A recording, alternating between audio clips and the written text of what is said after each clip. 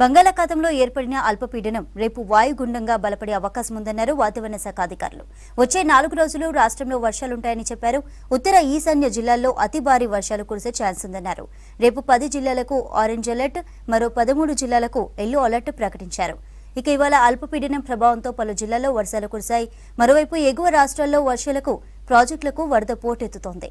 జూరాల, శ్రీశైలం, నాగార్జున సాగర్ ప్రాజెక్టులకు భారీగా ఇన్ఫ్లో వస్తోంది.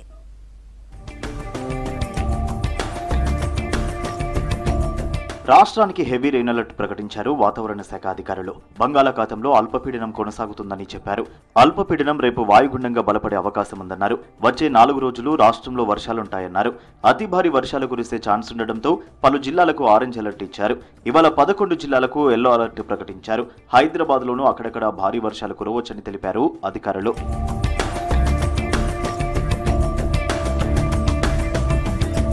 ఉత్తర ఈశాన్య జిల్లాలకు హెచ్చరికలు జారీ చేశారు అధికారులు. రేపు 10 జిల్లాలకు ఆరెంజ్ అలర్ట్ ఇచ్చారు. ఆదిలాబాద్, కొమరంభీం, ఆసిఫాబాద్, మంచిర్యాల, జగిత్యాల, రాజన్న సిరిసిల్ల, కరీంనగర్, పెద్దపల్లి, జయశంకర్, భూపాలపల్లి, వరంగల్, హనుమకొండ జిల్లాలో అతి భారీ వర్షాలు కురిసే ఛాన్స్ ఉందని తెలిపారు. మరో 13 జిల్లాలకు ఎల్లో అలర్ట్ జారీ చేశారు. ఈ జిల్లాల్లో ఉరుములు, మెరుపులు, ఈదురుగాలులతో కూడిన భారీ వర్షాలుంటాయని అంచనా వేశారు. మనకి తెలంగాణ రాష్ట్రం వరకు చూసుకున్నట్లయితే ఈ అల్పపీడన ప్రభావం వల్ల మనకి ఈ వారం రోజులు కూడా రాష్ట్రం మొత్తం మీదుగా విస్తారంగా వర్షాలు కురిసే అవకాశం అయితే కనిపిస్తుంది. ఆకాశం పూర్తిగా మేఘావృతంగా ఉండే అవకాశం అయితే ఉంది. రేపు మరింత బలపడి వాయుగుండంగా మారే అవకాశం ఉన్నందున దాదాపుగా మనకి ఇది ఈ వాయువ్య దిశగా మూవ్ అవుతూ ఉత్తర కోస్తా ఆంధ్ర మరియు దక్షిణ ఒడిశా పరిసర ప్రాంతాల్లో తీరాన్ని తాకే అవకాశం కూడా ఉంది. ఈ సమయంలోని దాదాపుగా మనకి ఉత్తర మరియు మధ్య తెలంగాణ జిల్లాల్లో కూడా అక్కడక్కడ భారీ నుంచి అతి భారీ వర్షపాతం కూడా నమోదే అవకాశం కూడా కనిపిస్తుంది. ఈ జిల్లాలకి మనం ఆరెంజ్ అలర్ట్ ఇవ్వడం జరిగింది.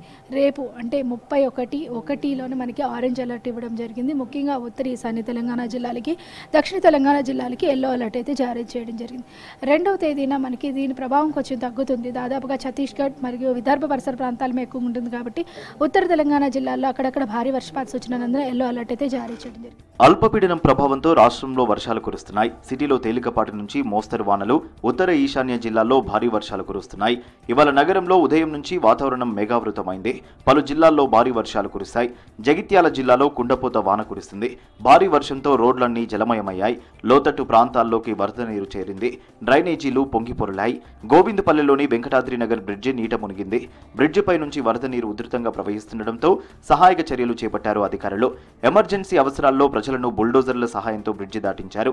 రాజన్న సిరిసిల్ల జిల్లాలోనూ పలు మండలాల్లో భారీ వాన పడింది. వేములవాడ రాజన్న ఆలయానికి వచ్చిన భక్తులు వర్షంలోనే స్వామివారిని దర్శించుకున్నారు.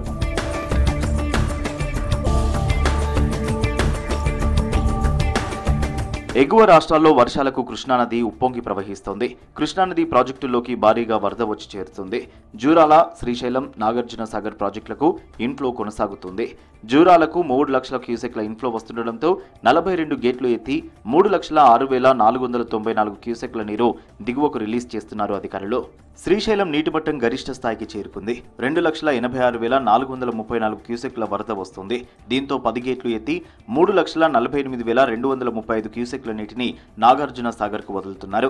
శ్రీశైలం పూర్తి స్థాయి నీటిమట్టం 885 అడుగులు కాగా ప్రస్తుతం 884 అడుగులకు చేరింది.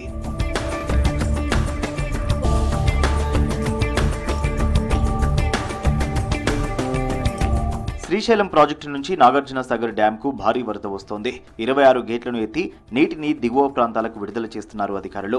సాగర్ కు ఇన్ఫ్లో 2,98,327 క్యూసెక్లుండగా 3,32,836 క్యూసెక్ల నీటిని విడుదల చేస్తున్నారు. పూర్తి స్థాయి నీటిమట్టం 590 అడుగులు కాగా ప్రస్తుత నీటిమట్టం 589 అడుగులు కొనసాగుతోంది.